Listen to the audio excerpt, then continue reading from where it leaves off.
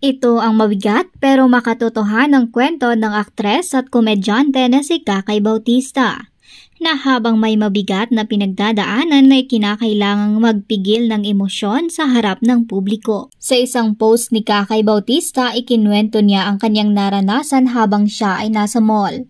Habang abala sa pamimili, nakatanggap siya ng tawag. Isa raw sa kanyang pinsan na si Kuya Banoy na kasalukuyang nakadialysis ay inatake na sa puso. Pagkababa ng tawag, nanghinaan na siya ng tuhod. Ramdam ang kaba.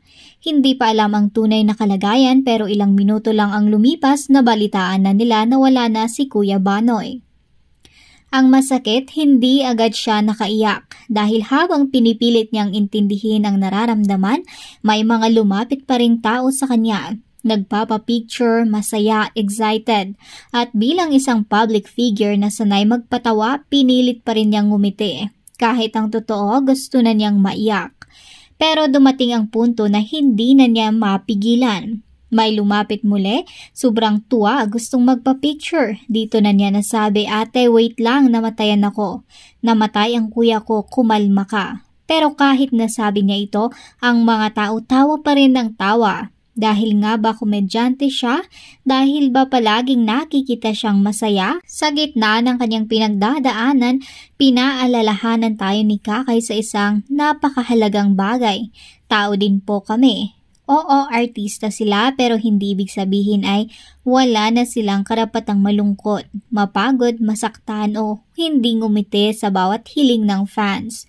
Ayon sa kanya, ginagawa ng mga artistang lahat para hindi masaktan ang loob ng ibang tao kahit pa kapalit nito ang sariling emosyon, sariling luha. Dagdag pa niya, grabe yung mental, emotional at physical stability na requirement namin bilang artista.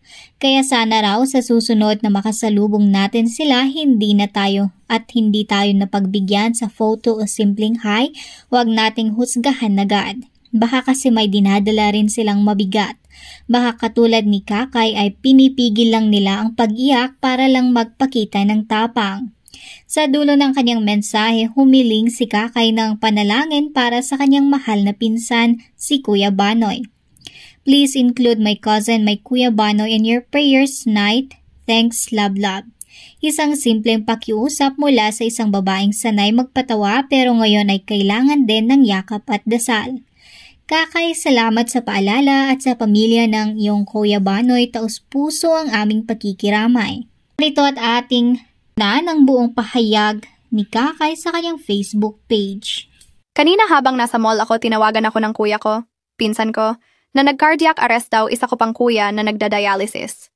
Di pa namin alam kung ano ng balita pero nanlambot na ang tuhod ko. Ang dami ko pang kailangan gawin at bilhin. After ng convo namin, binasa ko ang chat group naming magpipinsan. Wala na ang Kuya Banoy. Gusto kong umiyak pero naglalakad na ako nun sa mall at may mga nagpapapicture maya't maya, so hindi ako umiyak. Pagbaba ko sa basement para bumili ng something para sa driver ko, kasi birthday niya kahapon, tumawag na ang pinsan kong babae na ka-close ko din. Umiiyak na siya ng bongga, sabi ko. Mamaya ka na umiyak sa akin, naglalakad ako sa mall. Maya-maya may mga ate nang nagpapic na sobrang excited, so in the height of emotions na ako, sobrang pigil na pigil akong umiyak, nasabi ko, "Ate, wait lang, namatayan ako. Namatay ang kuya ko. Kumalma ka." Tapos tawa pa sila ng tawa. Siguro nga kasi alam nila na komedyante ako. Patawa ako palagi. Napagbigyan ko naman sila pero sabi, "Ate, hindi nakakatawa yung namatayan ako ah. Hindi joke yun. Nasa biyahe pa ako pauwi ngayon. Mamaya pa ako makakaiyak, madami pa akong gagawin."